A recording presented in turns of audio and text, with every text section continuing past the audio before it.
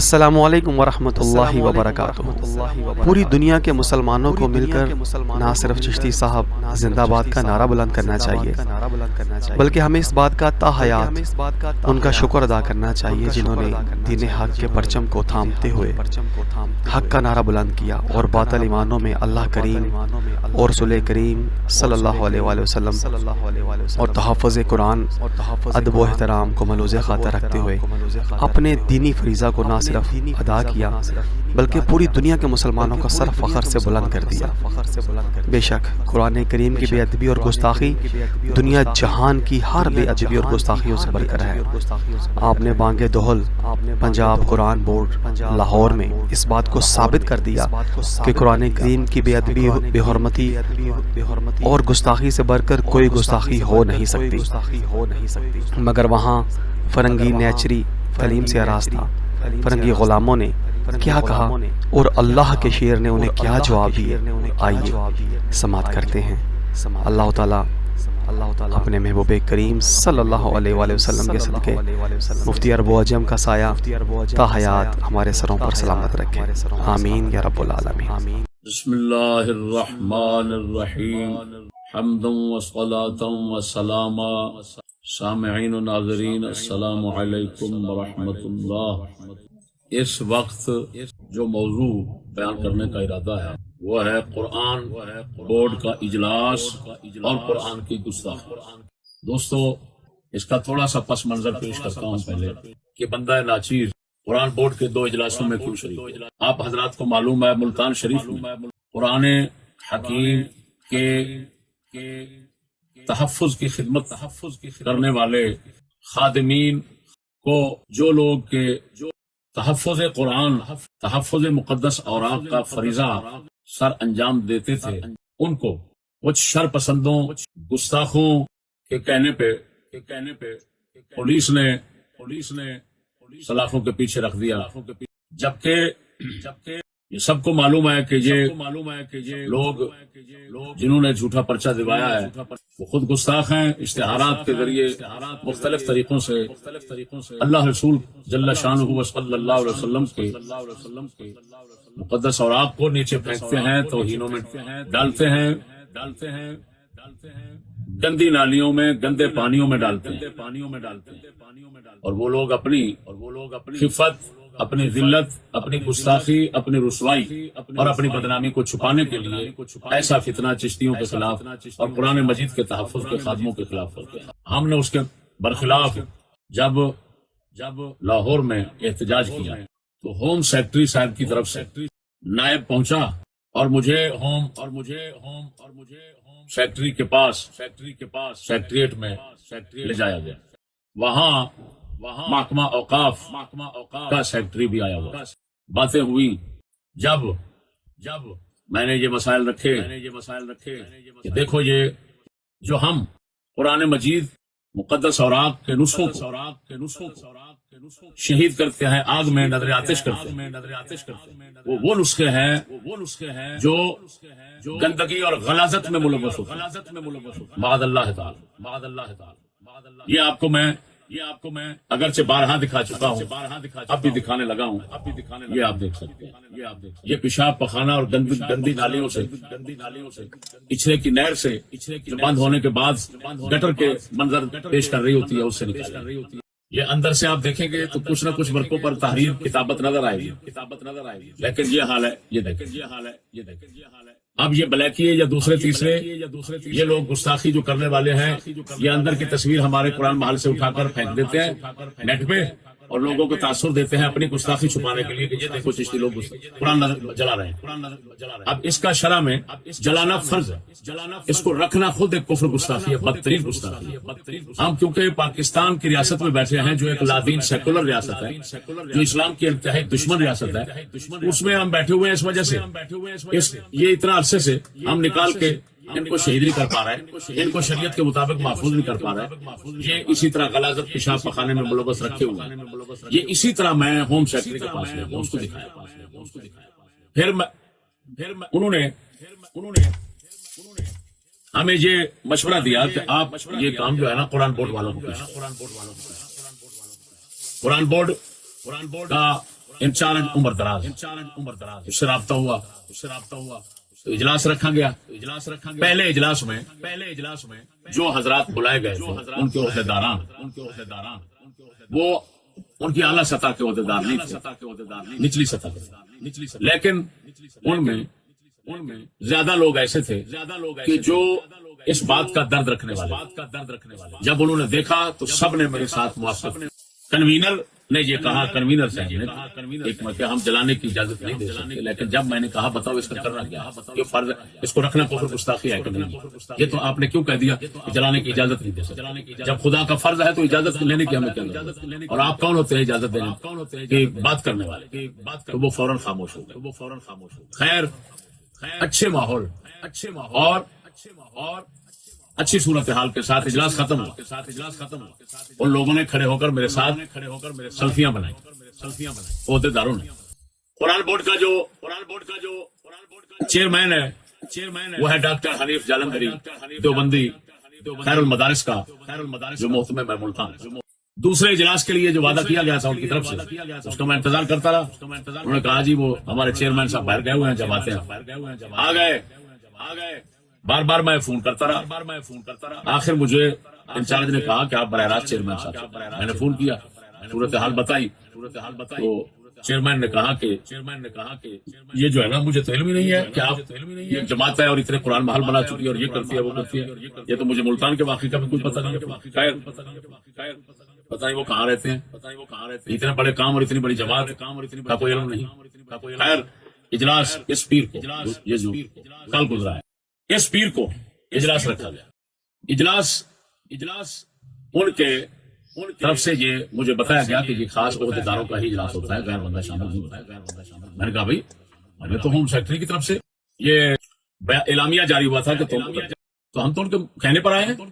آپ لوگوں کو انہوں نے کہا کہ ان کو وہاں پر بلائیں. خیر میں چلا گیا. مجھے چیئرمین نے کہا کہ اجلاس تو 11 بجے شروع ہوگا, آپ 12 بجے پہنچ جائیں, وہاں بیٹھ جانا. جب ہم آپ کے مسئلے کی طرف آئیں گے. مجھے بلایا گیا. عجیب بات جو دیکھنے میں آئی مسلمانوں وہ یہ تھی کہ جو عہدیدار پہلے اجلاس میں تھے ان میں سے ایک بندہ بھی نہیں اٹھایا. اور دیکھیں قرآن بورڈ ہے, قرآن تو سچائی کی کتاب. جاتے ہوئے جب میں نے پوچھا 10 بندے میں نے دیکھے, اپنی آنکھوں سے دیکھا جو پچھلے اجلاس میں 7-8 بندے تھے, ایک بھی نہیں تھا ان میں سے. چیئرمین نے اتنا جھوٹ بول دیا کہ کر رہا ہے یہ تو سارے فل بینچ ہے, یہ تو تمام آئے ہوئے, صرف 2-4 بندے چلے گئے. یہ لوگ قرآن جیسے حکمران سچے ہیں ویسے ان کے تابعدار. میں سمجھ گیا ہوں اس کی وجہ کیا, کیونکہ انہوں نے میرے ہم نوائی کی, اس مسئلے کے خلاف بولنے کی ضرورت نہیں کی. تو میرے خیال میں ایجنسیوں کی طرف سے یہ ان کی تانیب اور ان کی سرزنش تھی کہ آگے ایسا نہیں کرے. انہوں نے ان کو بلایا ہی نہیں. جب چند آدمی بیٹھے تھے, ہر فرقے کے بیٹھے تھے, جس طرح کے چیئرمین ہر فرقے کے لوگ ابھی میں چلا گیا.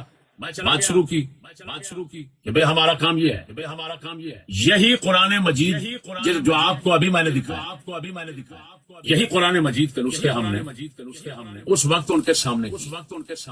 ان میں سے کچھ لوگ کہہ رہے تھے جی دھوئے جائے, کیمیکل ہو کچھ ہو, اس کے ساتھ اس کو دھونا چاہیے, آگ میں جلانے کی اجازت نہیں. میں نے کہا بھائی پہلے میں بلاتا ہوں قرآن پاک دیکھیں کیا اس میں دھونے کی گنجائش بھی ہے, یا یہ دھونے سے ہی ختم ہو جائے گا. جب میں نے یہ سامنے کیا تو یہ میں نے ان کے سامنے کیا تو چیئرمین نے دیکھ کر فوراً کہا کہ بھائی یہ تو دھونے کے قابل نہیں ہے, اس کو تو دھونا ممکن ہی نہیں ہے. لیکن دوسرے جو سکھائے پڑھائے ہوئے بیٹھے تھے انہوں نے فوراً کہا نہیں جی اس کو دھویا جا سکتا ہے. اب ایک بندہ جس کا نام نیٹ پہ آپ دیکھیں کہ تو لکھا ہوا ہے شیخ القراء محمد احمد میاں تھانوی, سفید ریش, بڑی مشبہ شکل, اس نے جو بات کہی وہ میرا اس وقت موضوع کا عنوان ہے جس کو میں نے شروع میں پیش کیا ہے, قرآن بورڈ کا اجلاس اور قرآن کی گستاخی. وہ کس طرح گستاخی کرتا ہے اور سارے کے سارے ان کے عہدیدار اس کے ساتھ خاموش ہو کر متفق ہوتے ہیں. ایک بھی نہیں تھا جس نے اس کی اس گستاخی پر انکار کیا. کیا گستاخی اس نے کی؟ اس نے کہا جی دھونے کے لیے جاپان اور کوریا سے کیمیکل منگوائے جا سکتے ہیں. وہ اگرچہ پلیت بھی ہوں، یہ اس کے لفظ ہے. مجھے انہوں نے فلم نہیں بنانے دی، میرے بندے کیمرہ مین کو ساتھ نہیں جانے دیا، لیکن ان کے پاس فلم محفوظ ہوگی. ان کے اپنے دفتر کی فلم ہوگی، دفتر کی طرف سے فلم ان کے پاس محفوظ ہوگی. لیکن نیچری سکولی طبقہ غلط بیانی میں ماہر ہوتا ہے. تو کوئی ان کے لیے بڑا کام نہیں ہے کہ بات کر کے کچھ کا کچھ بنا. یہ میری تنبیہ کے بعد جو میں لوگوں کو اطلاع دوں. اب انہوں نے کیا کیا؟ وہ جو شیخ القراء احمد میاں تھانوی دیوبندی بیٹھا تھا، اس نے کہا کہ جی اگرچہ وہ ناپاک ہو کیمیکل، لیکن قرآن مجید کو اس کے ساتھ دھونا ٹھیک ہے. کیوں ٹھیک ہے؟ یہ بھی تو ناپاک ہے، یہ تو پہلے سے ناپاک ہے. تو جب پہلے سے ناپاک ہے تو ناپاک کیمیکل کے ساتھ اگر دھو لیا جائے تو پاک ہو جائے. جو ہی میں نے سنا وہ سب خاموش بیٹھے. یہ تنخواہ خار، یہ تمہدار، یہ انگریزی غلام، نوکریوں کے بندے کبھی بھی ضمیر نہیں رکھتے جو ضمیر صاحب ایمانو اور کسی ناجائز بات پر وہ ضمیر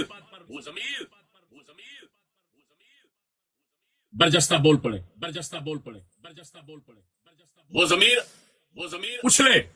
اچھلے حرکت میں آئے. وہ ضمیر ہی نہیں رکھتے. کیا کیا؟ وہ اتنا بڑی بات کہہ رہا ہے کہ ناپاک کیمیکل کے ساتھ، پلیت کیمیکل کے ساتھ ناپاک قرآن مجید کو دھونا بالکل ٹھیک ہے. میری سچی بات یہ ہے کہ میری سماعت میں، میرے سننے میں ایسی بکواس زندگی میں پہلی مرتبہ آئی. اور میں سمجھتا ہوں آج تک 1400 سالہ تاریخ میں کسی مسلمان کے کان نے یہ بکواس اور گستاخی نہیں سنی ہوگی کہ ناپاک چیز کے ساتھ قرآن کو دھونا جائے گا، پلیت چیز کے ساتھ قرآن کو دھونا جائے گا. جب میں نے سنا تو میں تو آگ بگولا ہو گیا. میں نے اسی کو مخاطب کیا، چیئرمین سے پوچھا یہ بزرگ کا نام بتانا. اس نے نام بتایا تو میں نے اس کی طرف مخاطب ہو کر بات شروع کر دی. میں نے کہا یہ تو عجیب بات، قرآن ناپاک، قرآن گندگی جس کو لگ چکی ہے اس کو گندگی کے ساتھ دھونا، پلیتی کے ساتھ دھونا. وہ تو سوئے اتفاق سے ایسا ہو گیا پلیتی لگ گئی. اب مسلمان خود پلیتی ڈالے جان بوجھ کر اس پر. اتنا بڑا کفر، اتنا بڑی گستاخی. اب جتنے بیٹھے تھے سب کو آگ لگ گئی میرے خلاف. قرآن کی گستاخی پر کسی کو غصہ نہیں آیا. کیوں کہ وہ ان کے ہم مشرب تھے، ہم پیالہ تھے، ہم نوالا تھے، ہم خیال تھے، ابنائے جنس تھے، تنخواہ خار تھے. وہاں پر اتفاق کرنا پڑا اور خدا کے ساتھ تو نہیں کرنا پڑا. خدا کیا دیتا ہے؟ خدا سے کیا توقعات ہو سکتی ہیں؟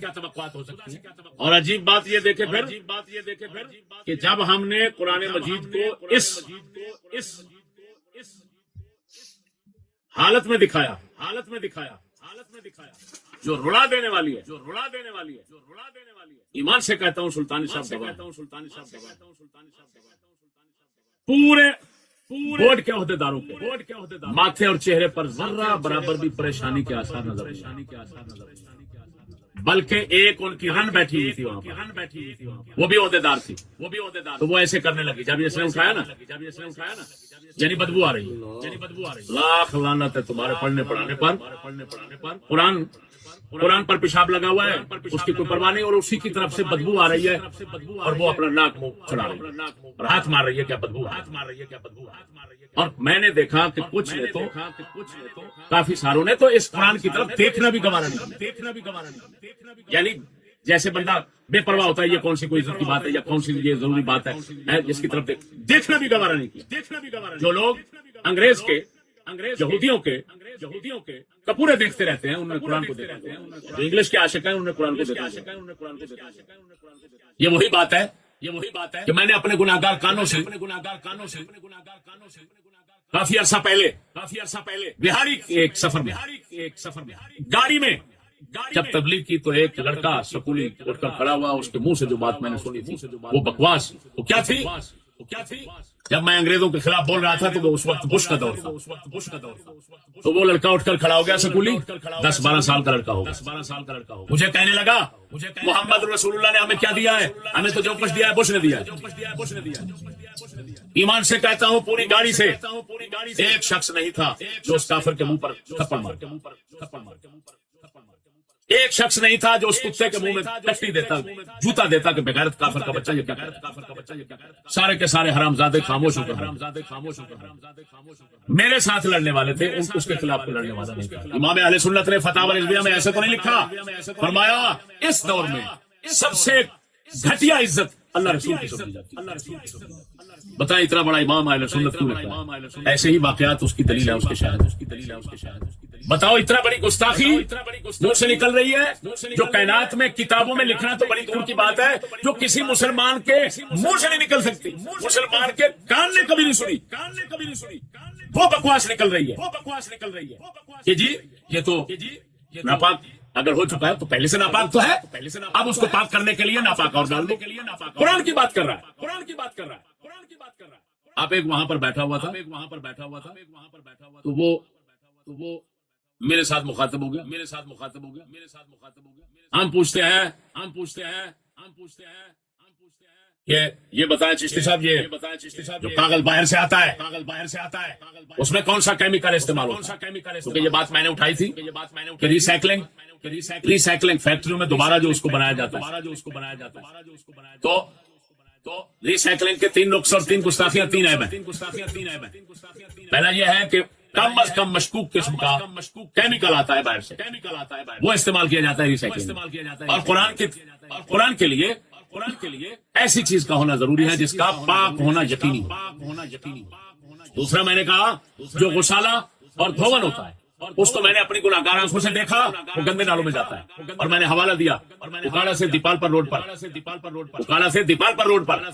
ایک فیکٹری ہے جس کو میں نے خود معائنہ کیا, جا کر دیکھا جب مجھے دوستوں نے بتایا کیسے ہوتا ہے.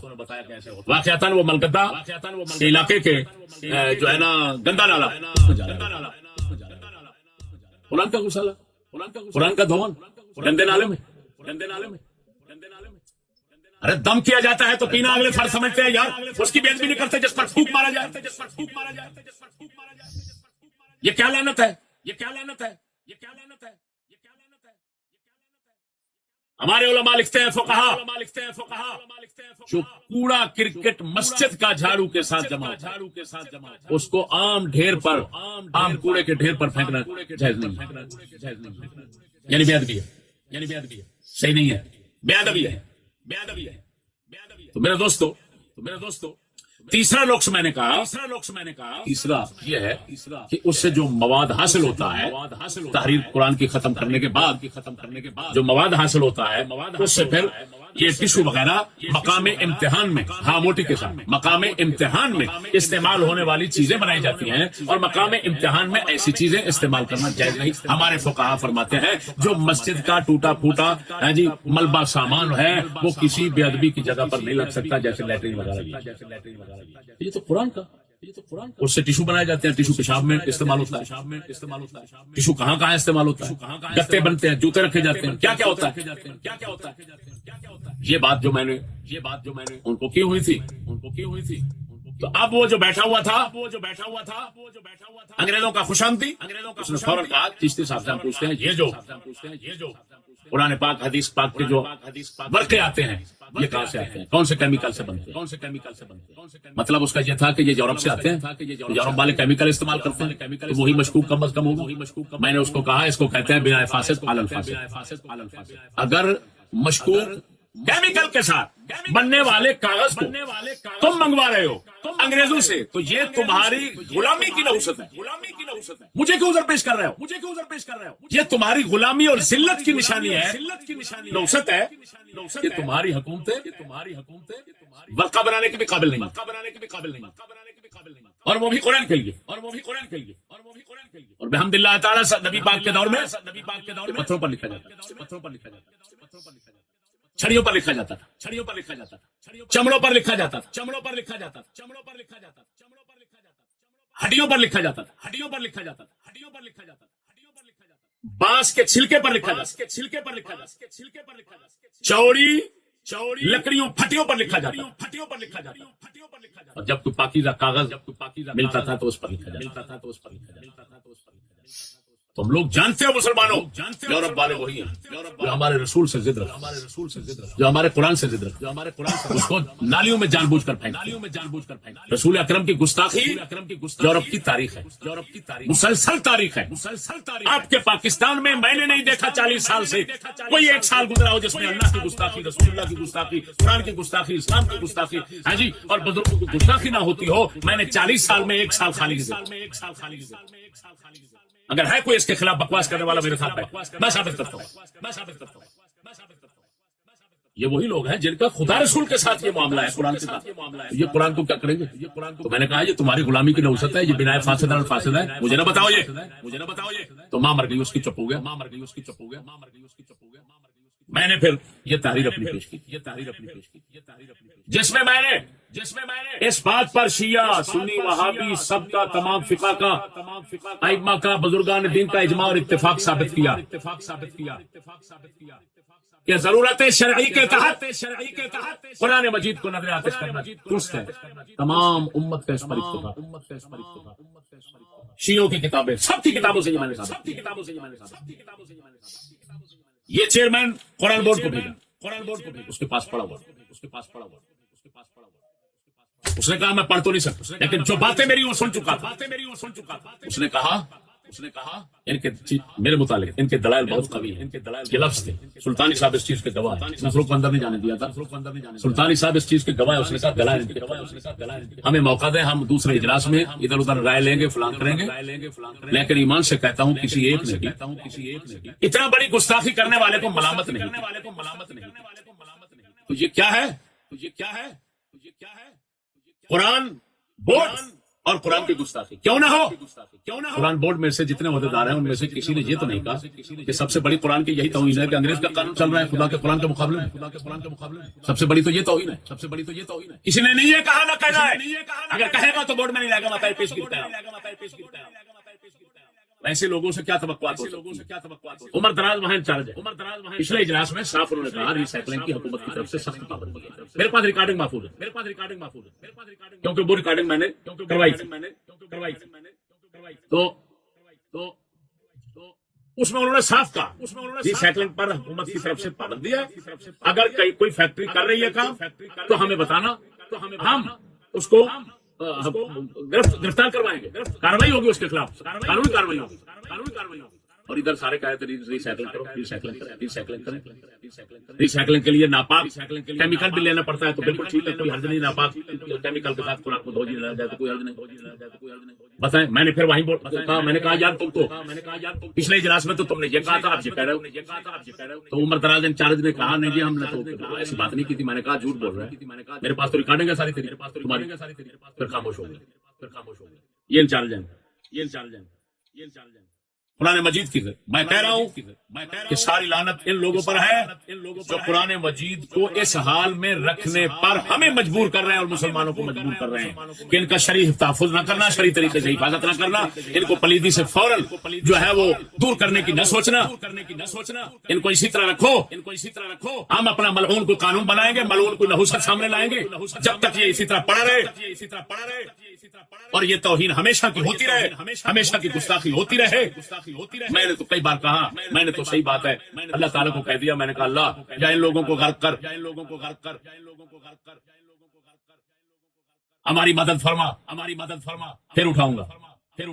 जब तक तू नहीं करेगा मैं नीचे से कागज नहीं उठाऊंगा। ला युकल्लिफुल्लाहु नफ्सन इल्ला वुसअहा। ये वही बात है जो हजरत अब्दुल मुत्तलिब ने अबरा बादशाह जिसने हमला किया था हाथियों के साथ उसको कही थी। आपने फरमाया था कि मेरे ऊंट दे दे, ये काबा जाने और उसका खुदा जाने। मैं यही कहूंगा ये हमारे दरवेश और साथी ये इनके जुल्म से बच जाएं, ये कुरान जाने और कुरान का बोलने वाला खुदा जाने, और ये लानती जाने। ये मुख्तसर रुएदाद, मुख्तसर हकीकत हाल, कुरान बोर्ड की बदतरीन गुस्ताखी, इतना बड़े कुफ्र पर सबकी खामोशी, ये आप तक पहुंचाना चाहता था। मैंने अपना फर्ज अदा कर दिया। अल्लाह जल्ला शानुहु हमारी मदद फरमाए, मलऊनी नायना मासूम के फूक को अपने अंजाम पर पहुंचाए। आखिर ज़माना। जी तो साथियों, आपने यकीनन तमाम गुफ्तगू समात कर ली होगी। मुफ्ती अरब अजम फजल अहमद चिश्ती मदज़ल्लाहु अलैहि आपने जो हक़ाइक़ और दलाइल वहाँ पर खोले। तो साथियों, असल में हम लोग जिस दौर से गुजर रहे हैं ये कुर्बे क़यामत है, और यहाँ पर तो ईमान बचाना इंतहाई मुश्किल हो चुका है। तो जो ईमान के साथ हमारे जुड़े दीगर अमूर हैं, उनका क्या हशर हो रहा है, इसमें तो कोई लुकी छुपी बात नहीं रही। अल्लाह ताला हम पे अपना फजलो करम फरमाए, ज़िंदगी इस्लाम पर और मौत ईमान पर अता फरमाए। आमीन या रब्बुल आलमीन।